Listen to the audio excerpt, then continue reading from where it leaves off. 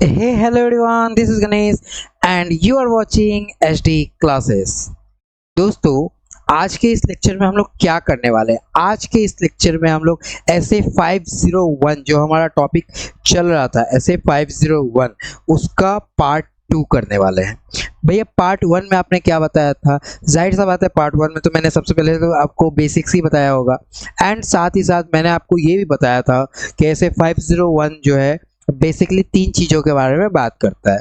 एक आपका हो जाता है इन्वेंट्री, एक आपका हो जाता है litigation and claims and last आपका हो जाता है सेगमेंट रिपोर्टिंग या सेगमेंट इंफॉर्मेशन, जो भी बोलो आप।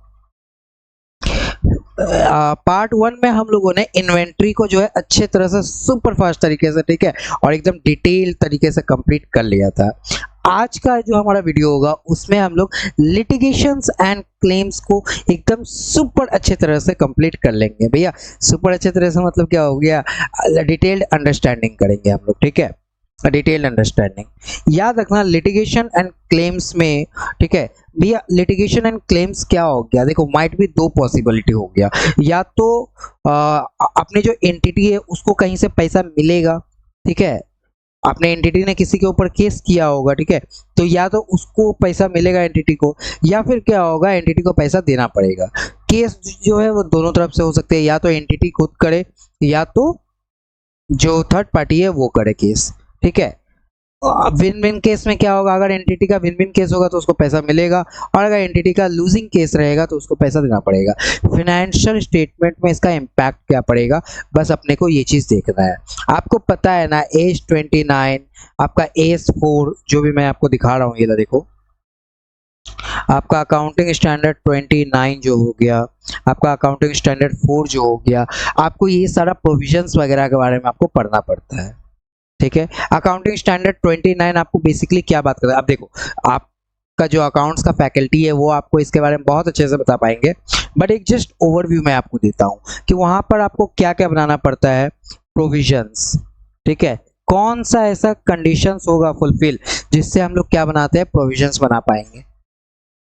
इसके अलावा AS29 में आप क्या बोलते हो? कंटिजेंट लायबिलिटी, करंट लायबिलिटी नहीं है, कंटिजेंट लायबिलिटी है, ठीक है।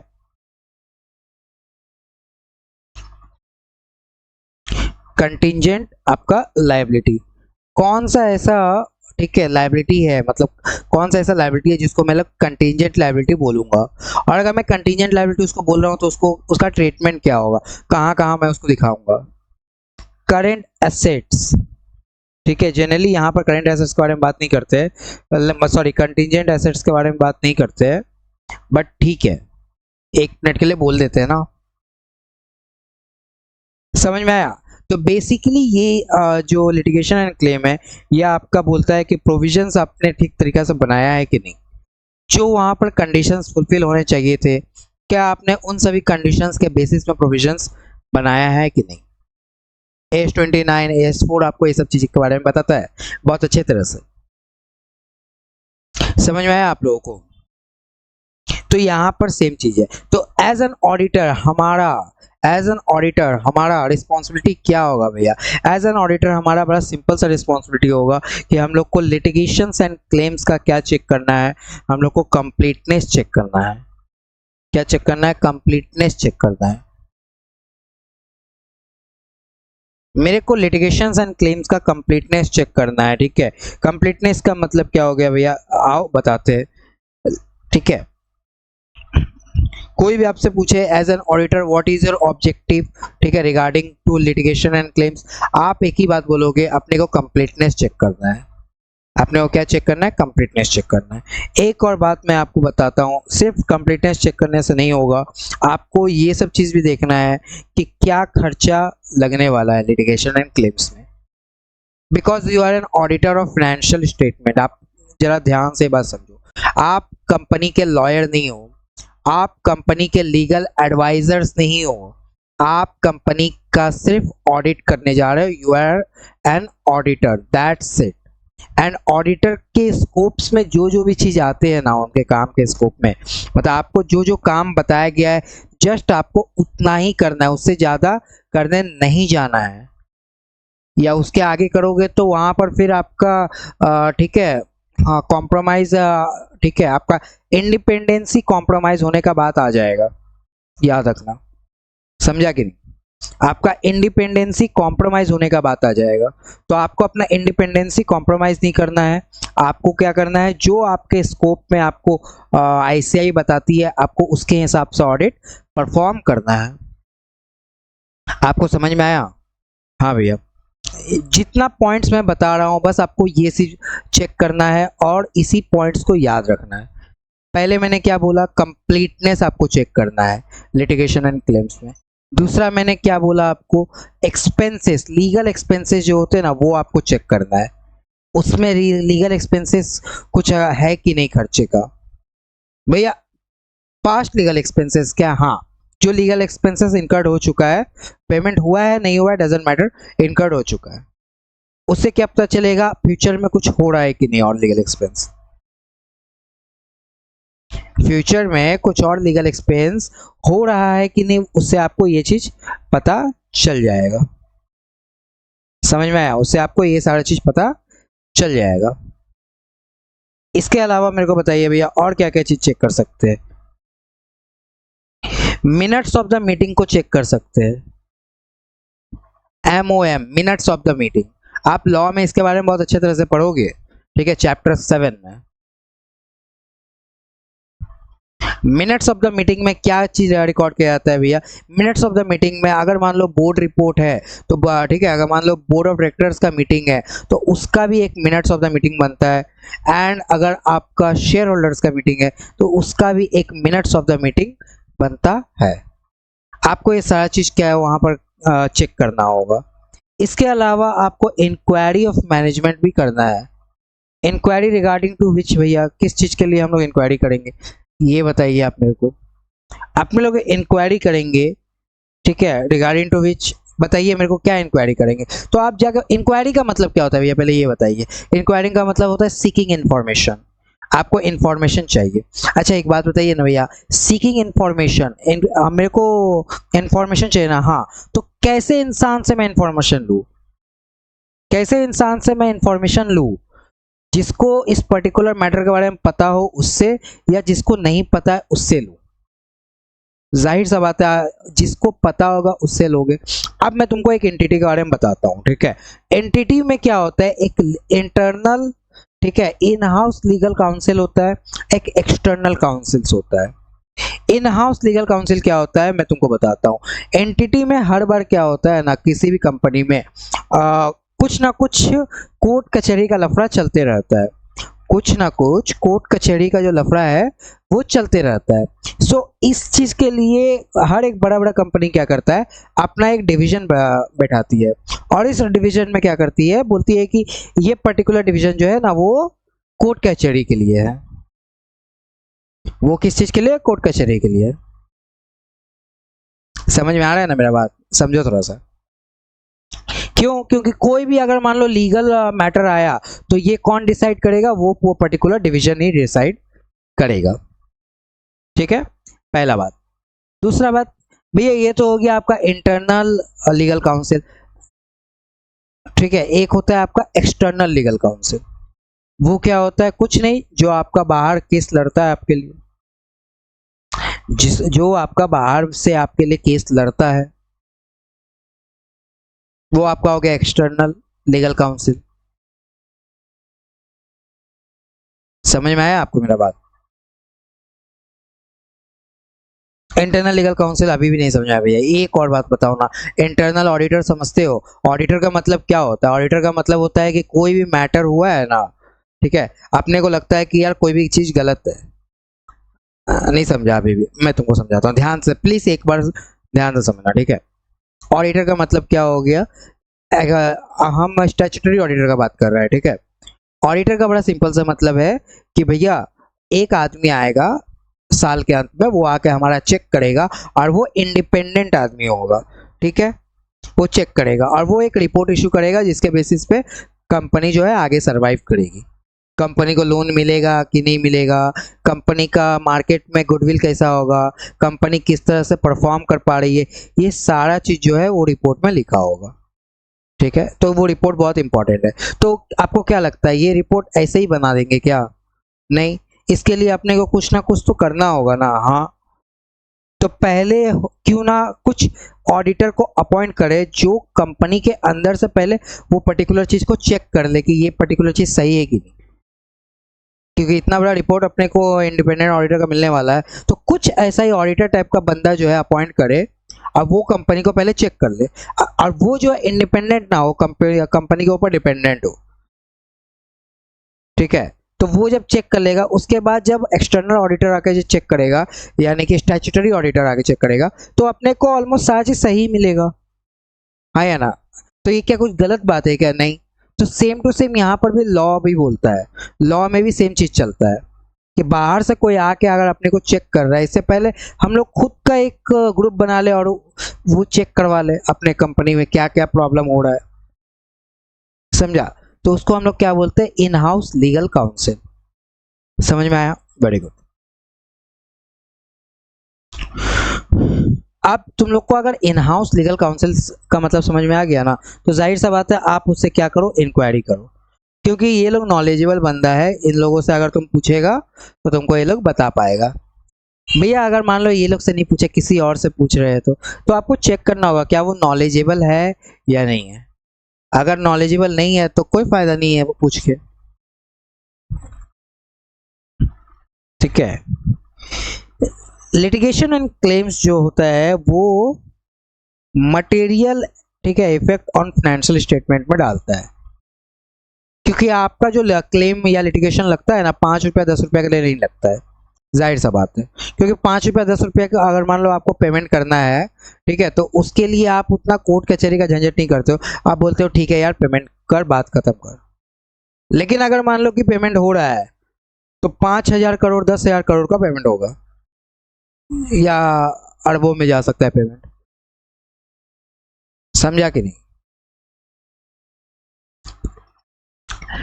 रिक्वायर्ड टू द डिस्क्लोजर्स और अकाउंटेड। ठीक है, रिक्वायर्ड टू द डिस्क्लोजर और अकाउंटेड मतलब ये पर्टिकुलर जो पेमेंट आपका होने वाला है या फिर हो चुका है। नहीं समझा भैया? लिटिगेशन क्लेम का जो आपको लीगल कॉन्सिक्वेंसेस, लीगल खर्चा लगने वाला है या फिर लग चुका है, क्या आपने इस पर्टिकुलर चीज को अपने फाइनेंशियल स्टेटमेंट में डिस्क्लोज किया कि नहीं किया? अगर आपको मान लो कि सर्टेनिटी है कि नहीं लग जाएगा, ठीक है, प्रोबेबिलिटी है कि 50% से ज्यादा कि नहीं लग ही जाएगा, आप उसको प्रोविजन बोल दो। और अगर आपको बोलता है कि नहीं यार नहीं लगेगा, ये सब कंडीशन मेरा फुलफिल नहीं हो रहा है 50% से ज्यादा, देखो प्रोविजंस का एक, प्रोविजंस के लिए 3 कंडीशंस होते हैं। ये 3 कंडीशंस आप अपने अकाउंट्स के टीचर से समझोगे, ठीक है, मैं वो नहीं आपको समझा पाऊंगा। ठीक है, प्रोविजंस के लिए 3 कंडीशन होता है। अगर ये 3 कंडीशंस फुलफिल हो गया तो आपका जो पर्टिकुलर चीज है, पर्टिकुलर कोई भी खर्चा है, वो आपका प्रोविजंस बन जाएगा। और अगर ये 3 चीज फुलफिल नहीं हुआ तो तब तक के लिए वो आपके लिए क्या रहेगा? कंटिंजेंट लायबिलिटी रहेगा। और कंटिंजेंट लायबिलिटी को आप क्या करते हो?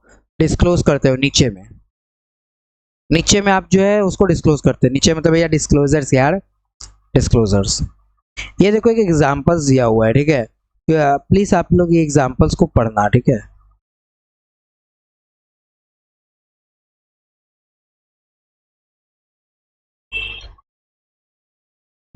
एग्जाम्पल क्या क्या बोलता है ये देखो।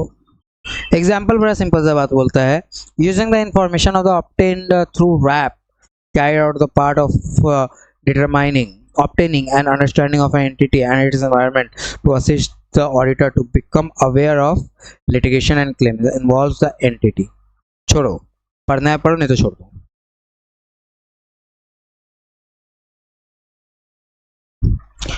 ठीक है, ज्यादा इंपॉर्टेंट नहीं है। ऑडिट एविडेंस ऑब्टेन करता है for the purpose of identifying litigation and claims. Yes, audit evidence आपको चाहिए किस चीज के लिए? ये सारा चीज हम लोग किस लिए कर रहे हैं भैया? एविडेंस तो हमको चाहिए। कल हमने पढ़ा था कि हम लोग क्या करते हैं? इन्वेंट्री का चेकिंग करते हैं। तो इन्वेंट्री का जो चेकिंग कर रहे हैं उसमें हम लोग को क्या चाहिए? क्यों इतना चेकिंग कर रहे हैं? ताकि हम लोग को एक सफिशिएंट एंड अप्रोप्रिएट एविडेंस मिल पाए। सेम टू सेम बात बोलता है लिटिगेशन एंड क्लेम में भी अपने को यही चीज चाहिए। समझा?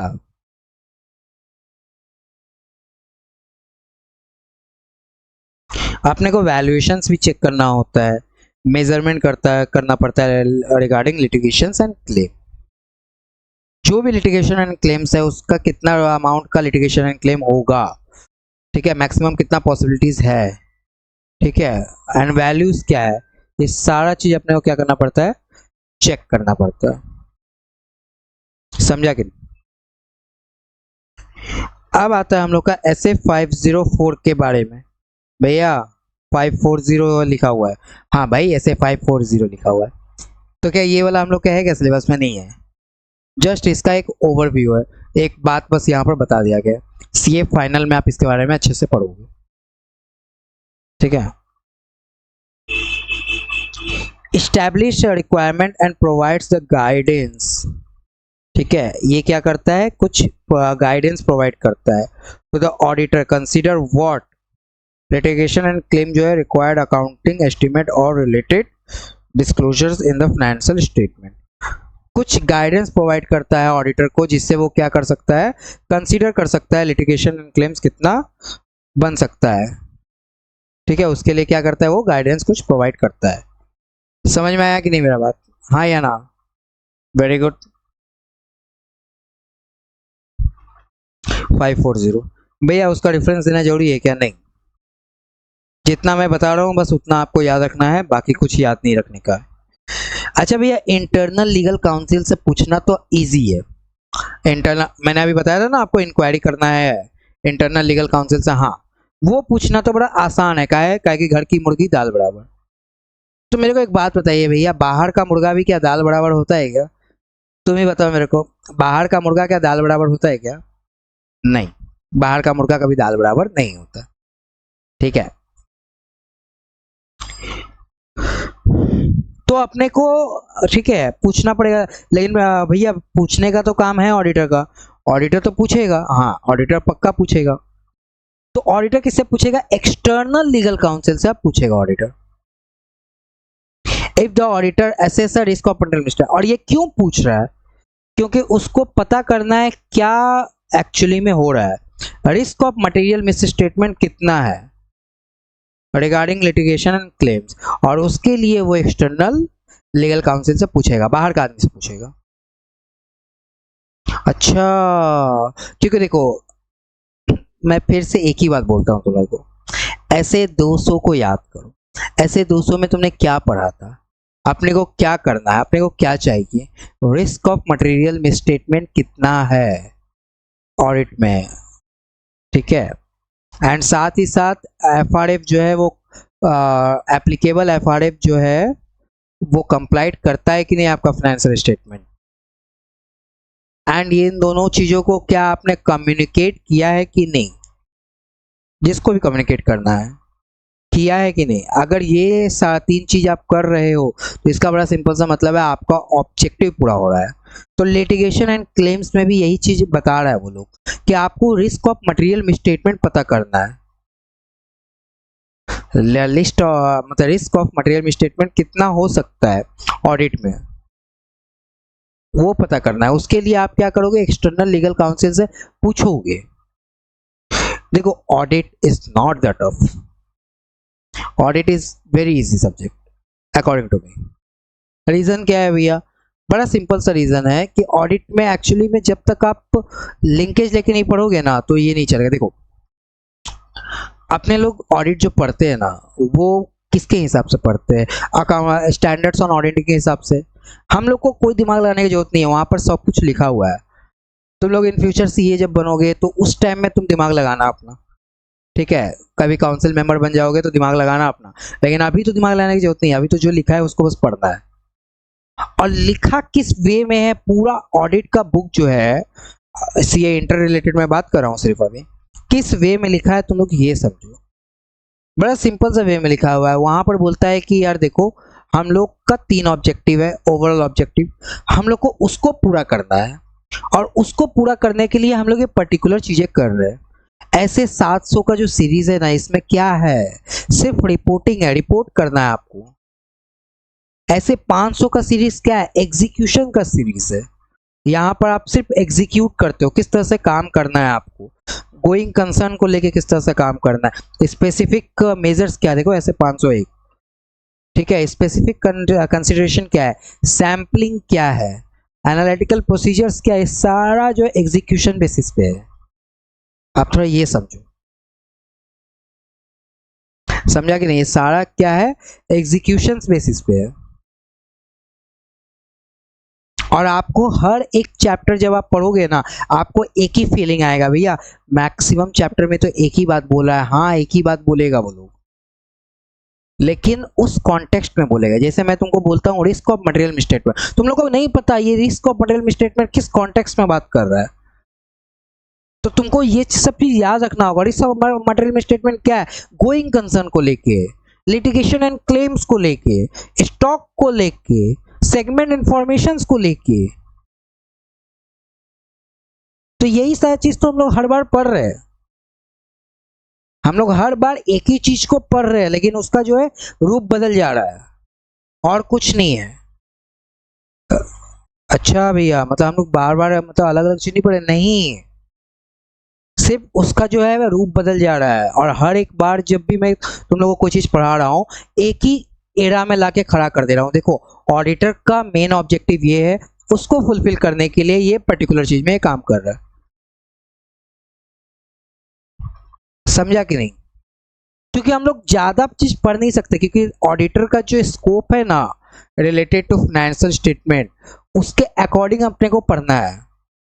अगर मैं तुमको बोलूंगा कि ऑडिटर ये कर देगा, एक्सपर्ट का डिग्री दे देगा, ठीक है, वैल्यूएशंस करवा देगा, कोड भी संभाल लेगा, जीएसटी भी संभाल लेगा, ठीक है, तुम्हारा इंटरनल चीज भी संभाल लेगा, तब ये तो वायलेशन हो जाएगा उसका इंडिपेंडेंसी का ना।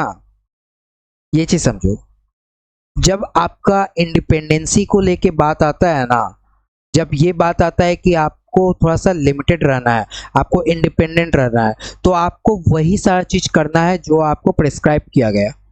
उसके अलावा अगर आप कुछ और कर रहे हो तो इसका बड़ा सिंपल सा मतलब है, कहीं ना कहीं आप उसके ऊपर एक फेवर कर रहे हो। जाहिर सा बात है, यही तो हर बार होता है। मैं तुमको अगर बोलता हूँ कि सुनो ना यार, तुम लोग ना मेरे को लाइक क्या बोलते हैं, से एग्जाम्पल हमारा, से एग्जाम्पल मैं ले रहा हूँ, ठीक है, हमारा फीस है से एग्जाम्पल 5000 रुपीज ऑडिट का, से एग्जाम्पल मेरे 5000 का फीस है। अगर आप मेरे को 5050 रुपीज दे रहे हो, तो 50 रुपीज आप एक तरह से मेरे ऊपर क्या कर रहे हो, एक अमाउंट का एहसान कर रहे हो, हाँ या ना। रीजन क्या है, कोई भी एक रीजन हो सकता है आपका जो आप 50 रुपीज पे कर रहे हो, इसका मतलब यू आर नॉट, ठीक है, मैं आपको एक तरीका से बोल सकता हूँ, यू आर नॉट इंडिपेंडेंट, आप मेरे से इन्फ्लुएंस हो। तो ऑडिटर को भी सेम बात बोलेगा कि यार देखो तुम उसके ऊपर एहसान कर रहे हो, इसका मतलब तुम उससे इन्फ्लुएंस हो, एंटिटी से, तो तुम इंडिपेंडेंट नहीं हो। बुझते पेचो আমার কথাগুলো कि ना, बोलो समझ में आ रहा है मेरा बात। हाँ भैया, if the auditor assess a risk of material misstatement, ठीक है, when audit procedures perform indicate that other material litigation claims may exist, the auditor shall in addition to the procedures required by other SE seek करेगा in for a direct confirmation with the entity external counsel। भैया यहाँ पर खास बात क्या है ये बताओ मेरे को। देखो कम्युनिकेशन तो करेगा वो, लेकिन वो डायरेक्ट कम्युनिकेशन होगा। मैं हर बार तुमको एक बात बोलता हूँ, ठीक है, फनी वे में बोलता हूँ, तुम उसको समझो। अगर अपने लोग कोई कम्युनिकेशन कर रहे हैं, कोई बातचीत कर रहे हैं, ठीक है, तो माइट बी पॉसिबल ये हम लोग के बीच में ही बातचीत होना चाहिए। अगर मैं बोलूँगा कि यार ये बातचीत जो है किसी और के कान में पहुंचा, तो हम लोग का सीक्रेसी, ठीक है, मेंटेन नहीं रह पाएगा। सेम टू सेम यहाँ पर बात बोलता है कि अगर एक्सटर्नल लीगल काउंसिल और ऑडिटर, एक्सटर्नल लीगल काउंसिल और ऑडिटर, इन दोनों के अलावा एंटिटी तक अगर बात पहुंचा, देखो बाद में तो पहुंचेगा, लेकिन पहले अगर पहले पहुंच गया तो एंटिटी क्या करेगा, माइट बी पॉसिबल वो कुछ चीज चेंज कर सकती है, वो कुछ चीज गड़बड़ी कर सकती है अपने लेटर पे। सपोज मान लो मैं पूछता हूँ कि हाँ भाई एक्सटर्नल लीगल काउंसिल से कि भैया बताओ ना मेरे को कितना, मतलब क्या क्या मैटर क्या क्या है और खर्चा कितना का लग सकता है। तो वो बोलता है मेरे को देखो भैया 7 करोड़ तक का खर्चा लग जाएगा, 7 CR। लेटर जो है वो डायरेक्ट मेरे पास आना चाहिए था, बट वो कंपनी के थ्रू मेरे पास आया है, तो ये गलत है। कंपनी के पास आएगा तो it might be possible company 7 crore का 70 लाख बना दे। एक जीरो गायब कर दे, एक जीरो गायब कर दे, माइट बी पॉसिबल ना, हाँ या ना बताओ मेरे को। हाँ भैया हो सकता है, एक जीरो गायब कर दे। तो प्रॉब्लम तो है, प्रॉब्लम तो है। नहीं समझा? प्रॉब्लम है ना। तो इसीलिए बोलता है कि कोई भी कंफर्मेशन आप लोगे ना ऑडिटर, तो वो तुम डायरेक्ट कंफर्मेशन लेना, वो तुम क्या करना, डायरेक्ट कंफर्मेशन लेना।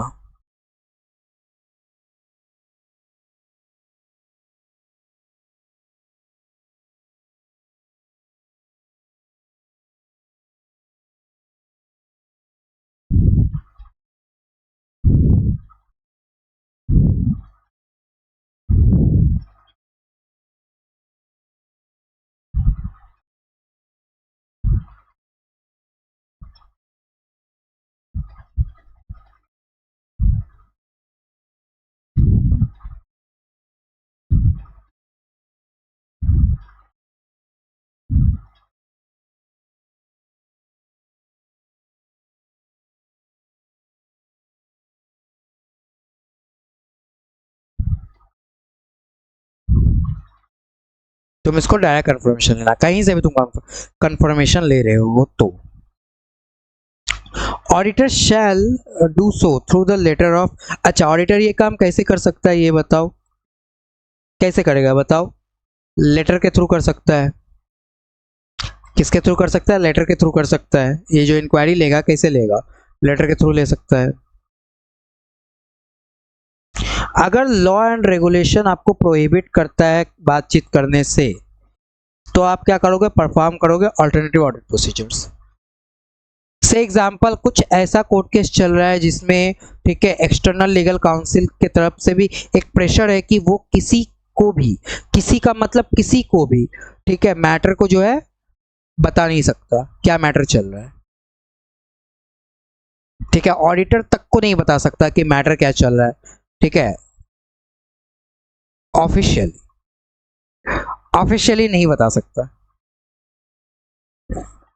ठीक है भैया, अगर एक्सटर्नल लीगल काउंसिल और ऑडिटर दोस्त निकला तो तब तो आपको पता ही है। ठीक है, रात को बैठेंगे, ठीक है, प्लेट में कुछ होगा, हाथ में कुछ होगा, उसका बोलेगा भाई मैटर क्या है बता, ड्यू टू आवर, और उसका एक्सटर्नल लीगल काउंसिल क्या पूछेगा, ये देखो, due to our code and ethics we could not do that. यहां से क्या आएगा? एक थप्पड़ फटा। भाई अबे तू मेरे को नहीं बताएगा, तुम मेरे को नहीं बताएगा। ठीक है, बताते बताते। Matter actually dot dot dot ये सब हुआ है। ऐसा ही होता है ना दोस्तों के बीच में, तो यही होता है ना। बट एक्चुअली ये लीगली, मतलब ये ऑफिशियली आप नहीं बता सकते, ऑफिशियली आप नहीं बता सकते, ऑफिशियली आप ये एक्शन नहीं ले सकते। ठीक है, बड़ा सिंपल सी बात बोलता है। अगर मान लो कि ऑफिशियली लॉ और रेगुलेशन जो है आपको प्रोहिबिट कर रहा है कि आप एक्सटर्नल लीगल काउंसिल से बातचीत मत करो, ठीक है, तो उस समय आप क्या करोगे? ऑल्टरनेटिव ऑडिट प्रोसीजर परफॉर्म करोगे। हर बार तो यही करते हैं ना, इन्वेंट्री में भी तो यही करते थे, इन्वेंट्री में भी हम लोग यही करते थे, हाँ कि ना?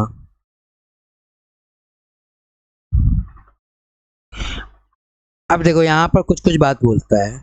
If it is considered unlikely that entity external legal counsel will respond appropriately to a letter, देखो जनरल इंक्वायरी अगर आप करोगे ना, जनरली कि भाई बताना क्या हुआ है, ठीक है, this is not the way to talk.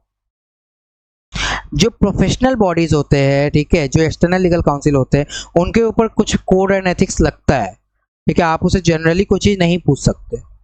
अगर आपको कुछ चीज पूछना है तो आप उससे किस तरह से पूछो बताओ, स्पेसिफिक वे में पूछो, for the purpose of specific letter.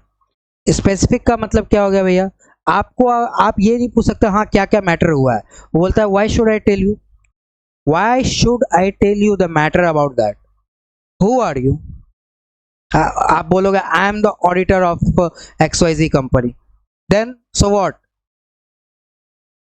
ठीक है, तो आप क्या बोलोगे।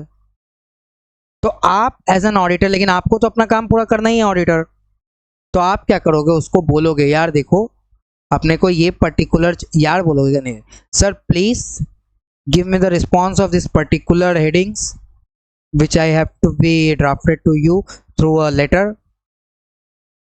ठीक है, आप ऐसे बोलोगे कि मैं आपको एक लेटर के थ्रू, ठीक है, ये पर्टिकुलर चीज के बारे में पूछ रहा हूँ, प्लीज आप इन सभी चीजों का सब रिप्लाई दो। This is called specific inquiry. General inquiry क्या होता है, कुछ भी चीज आप पूछ रहे हो, भाई बताना क्या हुआ, what is the nonsense of this, कि बताना क्या हुआ, क्या बताएगा वो, स्पेसिफिक चीजें पूछो। आपको अमाउंट को लेके पूछना है, कितना अमाउंट है वो पूछो। अगर आपको मान लो कि रिलेटेड टू किसी पर्टिकुलर मैटर्स के बारे में पूछना है तो वो पूछो। ठीक है, list of litigation and claims, क्या क्या पूछ सकते हो ये बता रहा है यहाँ पर। ठीक है, list of litigation and claims, ठीक है, फाइनेंशियल इम्प्लीकेशंस क्या क्या है, ये सब चीज के बारे में आप पूछ सकते हो। ठीक है,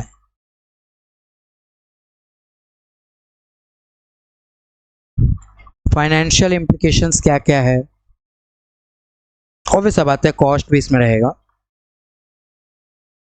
ठीक है, रीजनेबलनेस क्या क्या है इसका, रीजनेबिलिटी क्या क्या है,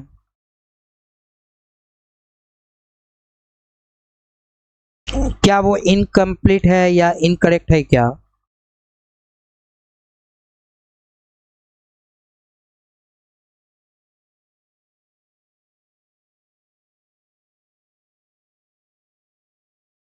बोलेंगे मतलब है उसका, ठीक है, ऑथेंटिसिटी पूछो आप।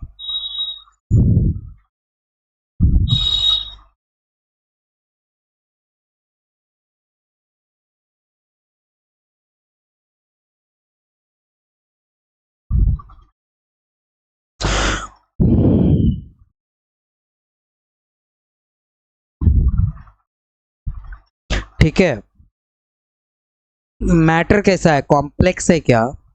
This may be case for example where the auditor determine that the matter is significant risk.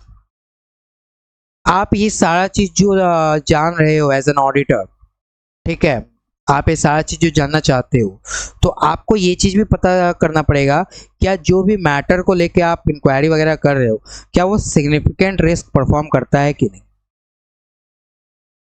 कितना कॉम्प्लेक्स मैटर है वो, ये सारी चीज आपको पता करना पड़ेगा। क्योंकि अगर वो सिग्निफिकेंट रिस्क नहीं प्रोवाइड करवा पाता है एंटिटी में, सपोज मान लो कि कोई एंटिटी है 6 करोड़, 7 करोड़, 10 करोड़, 20 करोड़ का ये जो अमाउंट है, this is very huge amount, this is very huge amount, अपने लोग को लगता है, अपने लोग को लगता है this is very huge amount, might be possible ना ये बहुत कम अमाउंट है, ये क्या है बहुत कम अमाउंट है, किसके लिए, जिसका टर्नओवर जो है वो साल का कितना होगा, 2000 करोड़, 100,000 करोड़, ठीक है, 1 बिलियन करोड़, 1 मिलियन करोड़, इतना इतना टर्नओवर का किसी का होगा। ठीक है, तो उन लोगों के लिए 7 करोड़ 8 करोड़ कुछ नहीं है, वो बोलेगा कि जाने दो। ठीक है, तो ये सारा चीज डिटरमाइन होता है कि मटेरियलिटी लेवल क्या है। तो भैया ये सब चीज अपने को डिटरमाइन करना पड़ता है कि हाँ, कैसे डिटरमाइन करेंगे, मटेरियलिटी चैप्टर में आप पढ़ोगे ला।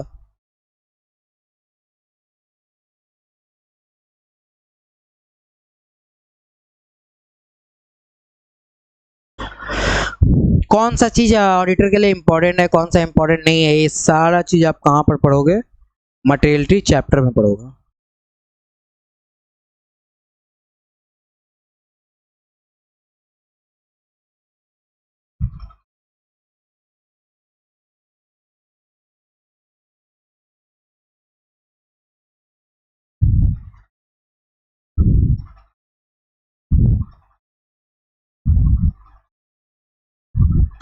कहाँ पर पढ़ोगे? मटेरियलिटी चैप्टर में पढ़ोगे, ठीक है। इसके बाद आप क्या देखोगे?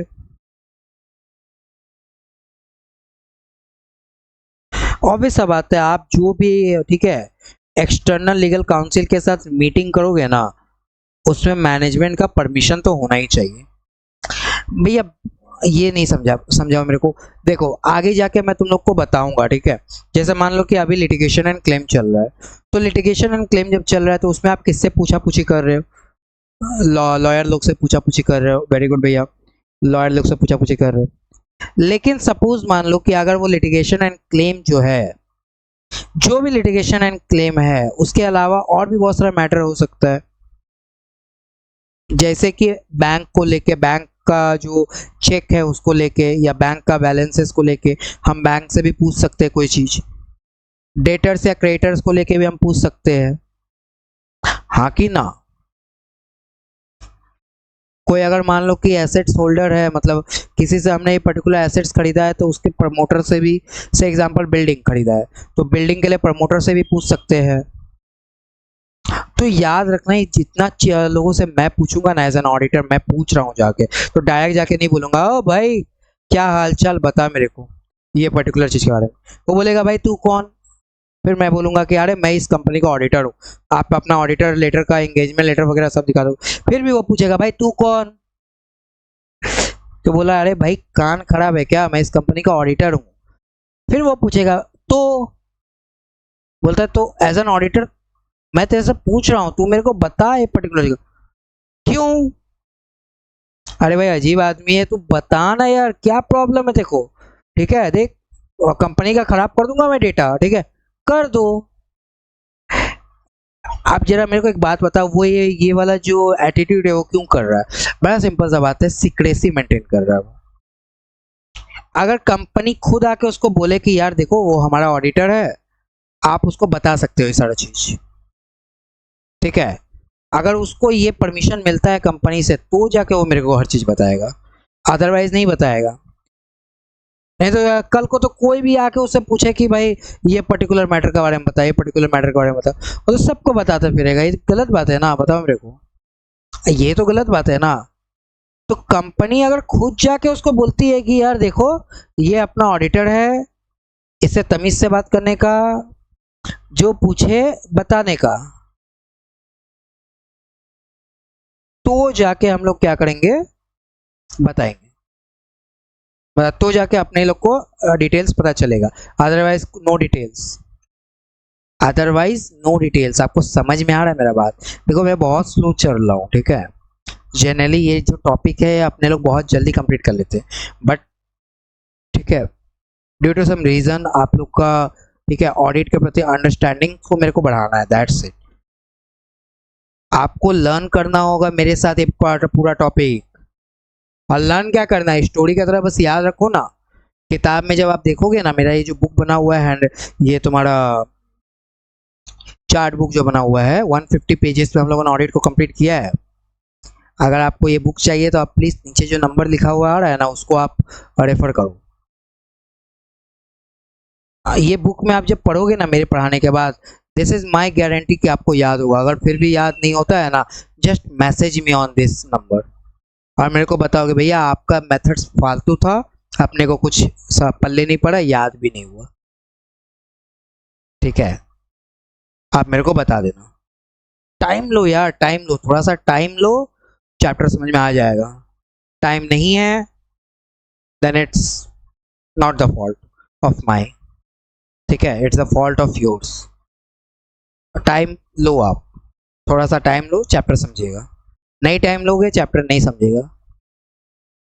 साथ ही साथ याद करना है, ठीक है। जाहिर सा बात है, इसके अलावा आप जो है मैनेजमेंट का कोई रिप्रेजेंटेटिव को अपने साथ रखोगे जब आप एक्सटर्नल लीगल काउंसिल से बात कर रहे हो, तो ताकि आप कुछ उल्टा पुल्टा उससे बात ना करो, कुछ अपना साइड बिजनेस ना कर लो। माइट भी पॉसिबल ना कि आप अपोजिट पार्टी से मिले हुए हो और आप इस कंपनी का ऑडिटर भी बन चुके हो, हाँ या ना, हो सकता है ना ये चीज। तो रिप्रेजेंटेटिव्स जो रहते हैं उनको भी आपको साथ में रखना होगा। अगर मान लो मैनेजमेंट बोलता है कि देवो ना, আমি দেব না, আমি তোমাকে परमिशन देवो ना, तो हम लोग क्या करेंगे बताओ? तो हम लोग पता करेंगे कि क्या रीजन है। ठीक है, अपने लोग क्या करेंगे, पता करेंगे।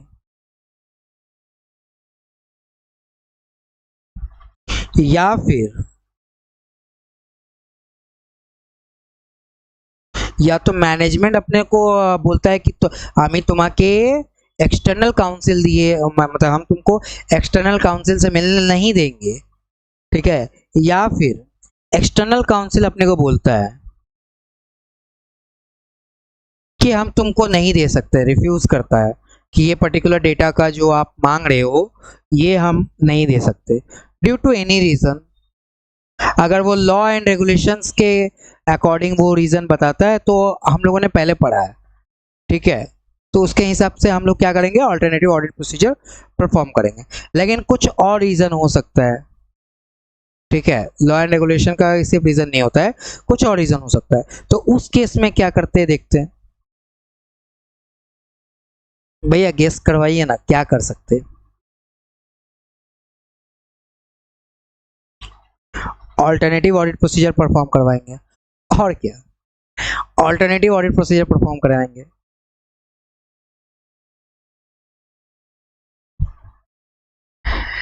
ठीक है, ऑल्टरनेटिव ऑडिट प्रोसीजर परफॉर्म करवाएंगे। और अगर मान लो कि ऑल्टरनेटिव ऑडिट प्रोसीजर से भी अपने लोगों को कुछ फर्क नहीं पड़ा, कुछ मिला नहीं अपने को, sufficient and appropriate audit evidence अपने को नहीं मिला, तो क्या करेंगे भैया? मॉडिफाई ओपिनियन दे देंगे। हम लोग क्या करेंगे, मॉडिफाइड ओपिनियन दे देंगे।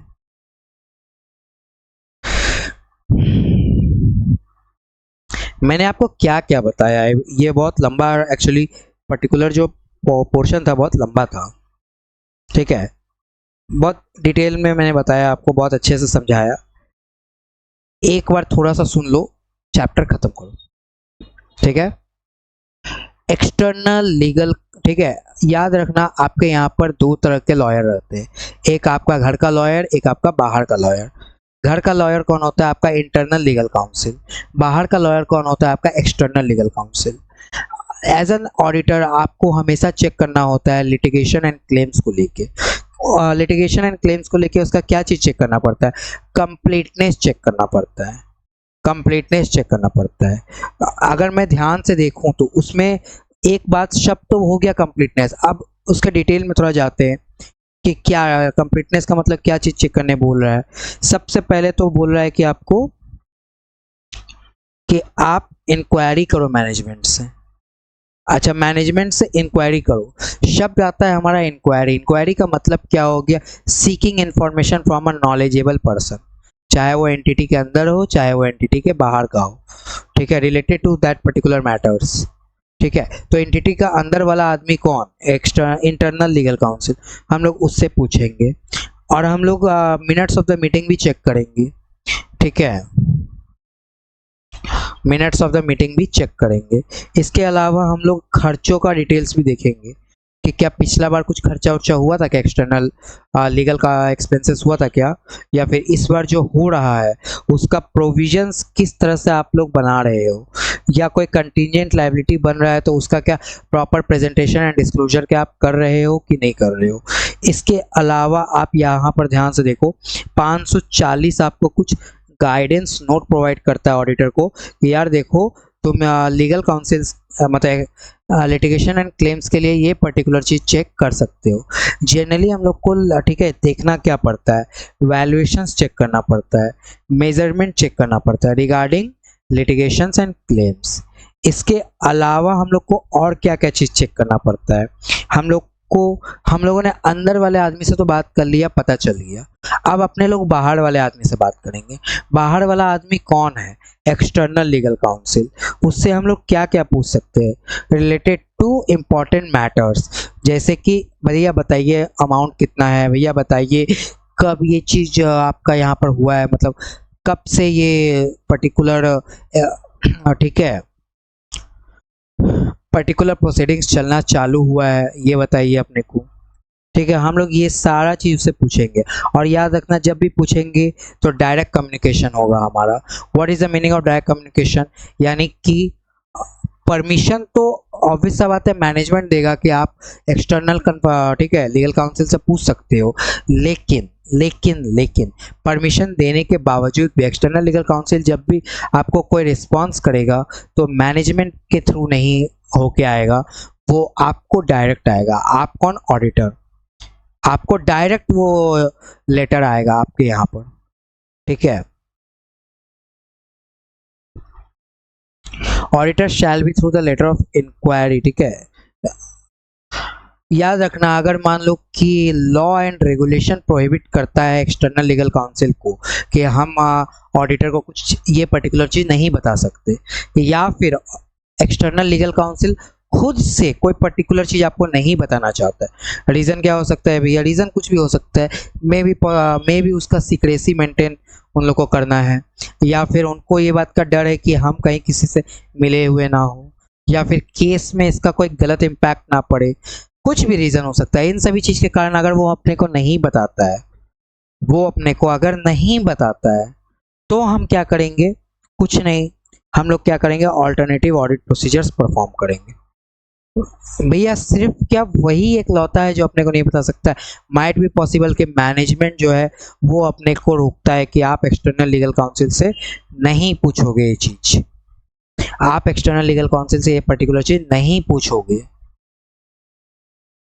ठीक है, तो कोई भी रीजन हो, चाहे एक्सटर्नल लीगल काउंसिल हमें बताने से मना करे और या फिर हमें मैनेजमेंट बताने से मना करे, कोई भी रीजन हो, अगर उसमें मेरे को sufficient and appropriate audit evidence नहीं मिल पा रहा है ऑल्टरनेटिव ऑडिट प्रोसीजर परफॉर्म करने के बावजूद, तो हम क्या करेंगे? मुंह देखेंगे नहीं बैठ के, हम लोग क्या करेंगे? ऐसे 705 के हिसाब से मॉडिफाइड ओपिनियन जो है दे देंगे, बोल देंगे दिस इज मॉडिफाइड ओपिनियन। ठीक है, मेरा बात समझ में आया? जो जो चीज मैंने अभी बता दिया वो यहाँ पर कवर्ड है। रिप्रेजेंटेटिव को साथ में लेके रखना पड़ता है।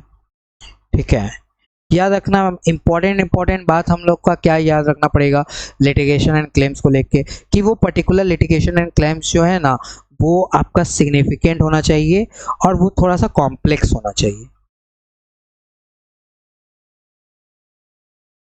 ठीक है, मैंने आपको बता दिया है कि आप जब भी लिटिगेशन एंड क्लेम्स को लेके ऑडिट प्रोसीजर्स परफॉर्म करते हो तो आपके दिमाग में एक चीज हमेशा क्लियर होना चाहिए कि फाइनेंशियल इम्प्लीकेशंस क्या क्या होंगे, कितना खर्चा इनकर्ड हो सकता है। ठीक है, और ये पर्टिकुलर जो मतलब लीगल प्रोसीडिंग्स चल रहा है क्या वो रीजनेबल है कि नहीं, ऑथेंटिकेट है कि नहीं, ये पर्टिकुलर चीज अपने को पता होना चाहिए। ये पर्टिकुलर चीज अपने को पता होना चाहिए हर एक मैटर में। और इसके अलावा और भी कुछ लिटिगेशन एंड क्लेम्स है कि नहीं, ये भी अपने को पता होना चाहिए।